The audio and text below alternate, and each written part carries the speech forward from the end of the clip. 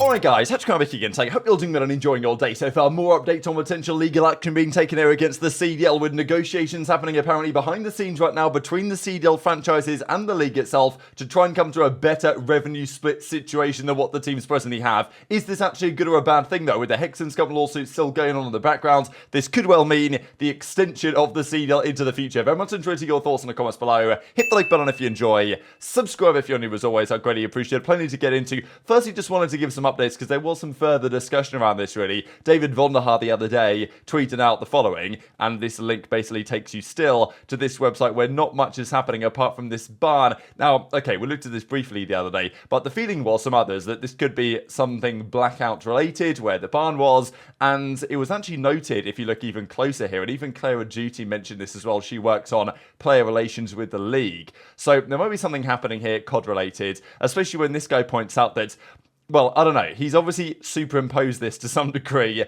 and the letters aren't clearly defined, but let's be honest, right, it seems doubtful that this doesn't have some sort of meaning, and yeah, could you see a B here, could you see a U here, could you see an L here? Quite possibly this could refer to, you know, bullet farm is basically if you go round the clock, that's what you kind of see. So obviously quite excited to see exactly what Vonderhaar might be cooking up over there, and exactly, well, whether it's even Trek related or whether it's not going to be. There was also this confirmation yesterday that GameSquare and FaZe have approved the merger. So FaZe have been a bit of a shambles over the last few years. It's how it's gone with lots of these esports organizations. They became big based on the creators they had. Then they were like, okay, well, you know, maybe we'll bring on investment, or we'll get bought out by this team or this other company, make a load of money, and then it doesn't work out particularly well because, you know, the creators are the lifeblood of the organization. So they've come up with an arrangement where they can effectively get that back, and FaZe Banks will become the new FaZe Clan CEO to once again reinvigorate the brand to where it once was. Now, whether they can do that is another question.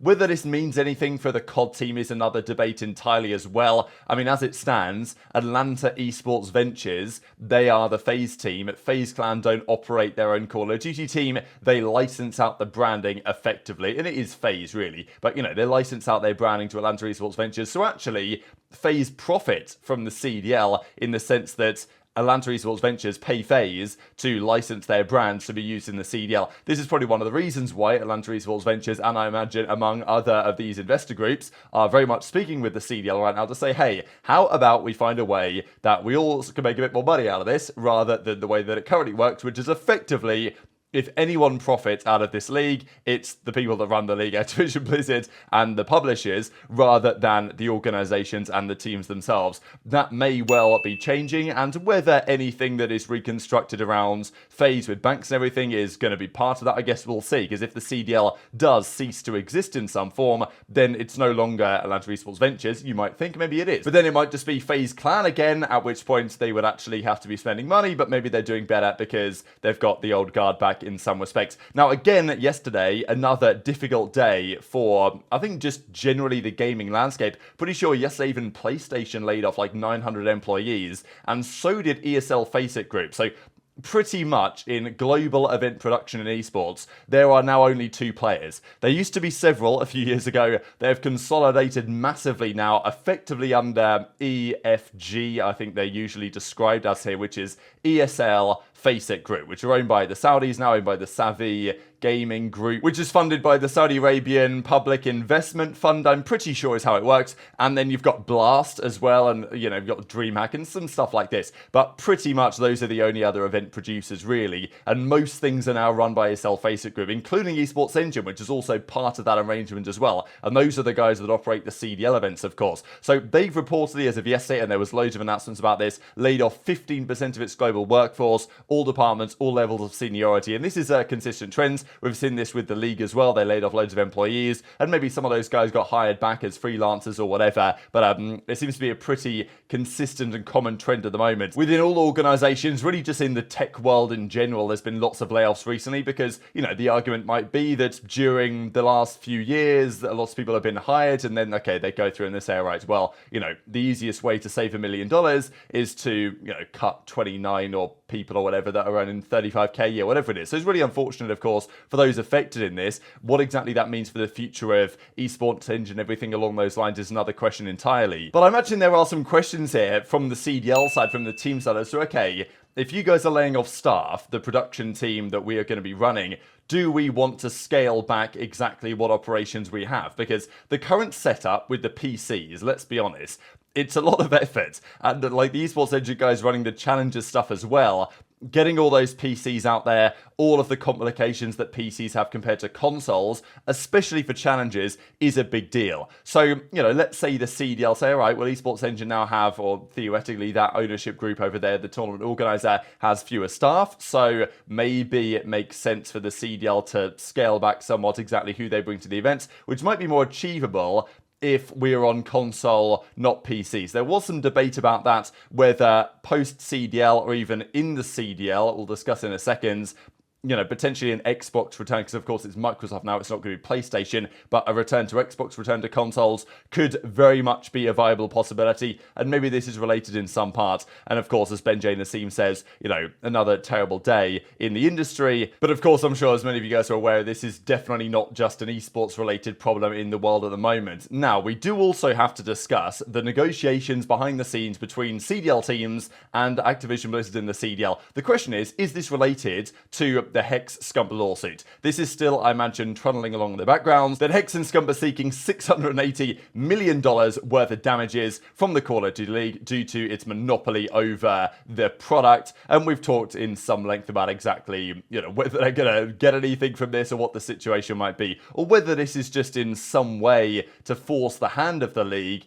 to actually change its format quite significantly, or even just cease to exist entirely. So I'm sure that other teams saw this. The question, I guess, at the time was, did other teams know this was coming, especially when they've been named as co-conspirators, involuntary co-conspirators, but nonetheless co-conspirators in the lawsuit? And Nadeshot said, as far as he was concerned, he wasn't aware that this was going on before it was all becoming public, when it did now a couple of weeks or so ago. So there was lots of reaction to this, but the expectation was that, okay, given this is happening, other teams would also start to have discussions. And I felt like it was inevitable anyway, especially this time of the season. I was expecting lots of updates and rumors and announcements really on negotiations and discussions between teams in the league, because here we are in year 5. This, I imagine, was the year where Activision's incredible PowerPoint presentations promised the teams would probably have made a 2 or 3x return by now. But obviously that's not the case. So the teams are looking at the numbers and they're saying, all right, well, we might need to find another way to go about this. We've obviously seen what's happened in the Overwatch League, right, where that is now effectively shut down. The teams have been paid $6 million to go away. And now they have the new Overwatch, I don't know what they call it, the Champions Series or something like that. And they've kind of moved on to a more open model. And okay, what Overwatch is doing doesn't seem great. It doesn't seem like there's so many events,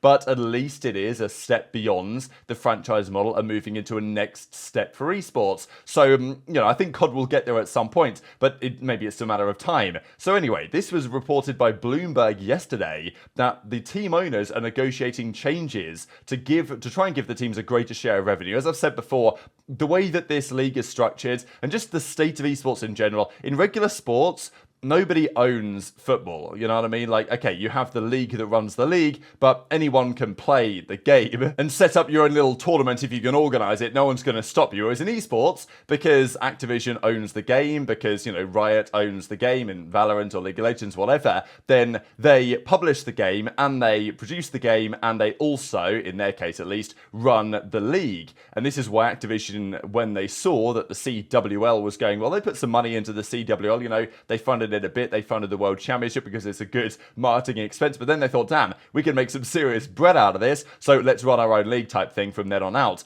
And if other teams or other players or any just individual wants to run a tournament on Call of Duty, they have to get Activision's approval. Hex and Scump can't just say, you know what, we're going to leave the league and start our own league, because Activision will say, all right, we're not going to give you the permission to run games or run events on our game, which is where in esports, the publisher has lots of control and they effectively the ones that make all the cash. And especially because the teams themselves, and we roast the team sometimes, we roast Vegas for not spending any money, but at least in some respects they are forthright with their intentions. They say, okay, we're not going to spend any money. We are just here to try and cash in on the YouTube deal split that we get. get and maybe try and make a profit and maybe sell our spot if we can make some money out of it. And that's basically how it is. The organizations themselves, they have lots of expenses. They have facilities to pay for. They have players to pay the salaries of. And where do they get their money? Okay, sponsorships from the teams, but mainly it should be from, you know, the league revenue that is generated. So that's what's being discussed now, is that team owners are negotiating with Activision for greater revenue shares, especially of the microtransaction revenue, specifically the team packs. Now, I imagine that Hex and Scump and, well, Hex really has been frustrated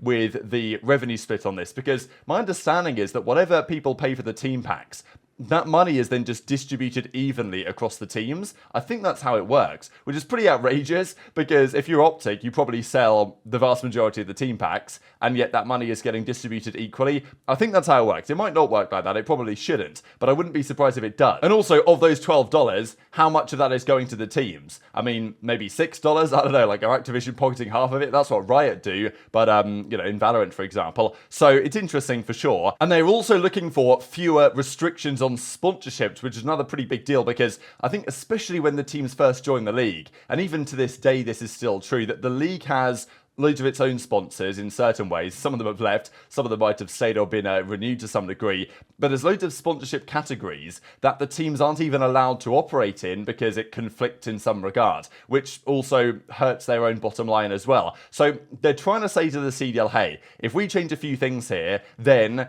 we are actually in a more stable position and maybe we can actually continue this league. And the question, I guess, would be, is this actually good or bad? Because many people want to see the league come to a close so we can go back to a non-franchise model. My feeling is this is just one step of negotiations towards wider changes in the league. My feeling is that this is like step one of the team saying, okay, let's have negotiations on this, that, and the other. And then as soon as these negotiations are done, and maybe the CDL agrees, then they say, all right, we actually want to do this. We want to do that. We want to take it away from this franchise model and go into something else instead. And maybe it's still called the Call of Duty League, and it's a slow transition away rather than like a collapse and then some new product arrives. But I definitely do not think this is the end of discussions on this topic over the next couple of months. Jake Hell does, though, say that as far as he is aware, these negotiations predate the lawsuit, the Hex Scump lawsuit, and probably have nothing to do with it. As he goes on to say, I've heard figures for the split from the YouTube deal, but some owners want to negotiate a higher split. I'm not sure exactly how far that's gone, whether a deal has been reached on that one. So that's pretty interesting. Don't know what the YouTube deal really entails, but the feeling would be that, you know, YouTube are paying the CDL a certain amount of money. Maybe the teams get half of that, and then it's split again between the teams. But again, as I say, the teams are struggling to break even at the best of times. Barely any esports organization is profitable, but yet Activision are rolling in it because, and also the teams paid $27 million, whatever it was, to get a spot. Like, it is so funny, isn't it, how they managed to finesse this. But, you know, the chickens are probably coming home to roost to some degree. But of course, if this does mean, after these negotiations, that the CDL stays around, the last few years of the league haven't exactly been on a positive trajectory, have they? And we have this season fewer LANs and more online league matches. Like, just for example, this is this upcoming weekend's set of games. And despite the fact that there are some cracking games this weekend on paper, we do have 2 matches again on the Friday, and 2 matches that you might expect to be rather quick, especially the second one. So, you know, it's a tough time, I guess, for all parties, but hopefully hopefully there's some light at the end of the tunnel, I think is what I'd say. But very much interested to your thoughts on all this stuff in the comment section below. Hit the like button if you enjoyed, subscribe if you're new, take care, and I'll see you next time. Bro, why are we picking words like that? Is 30. Why are we picking words? That's good. That's good. That's good. That's good. Yeah, we can only play if people Wait, bro. No one's cheating, bro. Like what? What the fuck is that, bro? Riddle? Dude, this is so. I don't even want to type it, bro. What Is this really what it is? Hold on. Wait, yo, reset this shit. Reset this shit. Yo, what? We're just leaving this shit on the screen.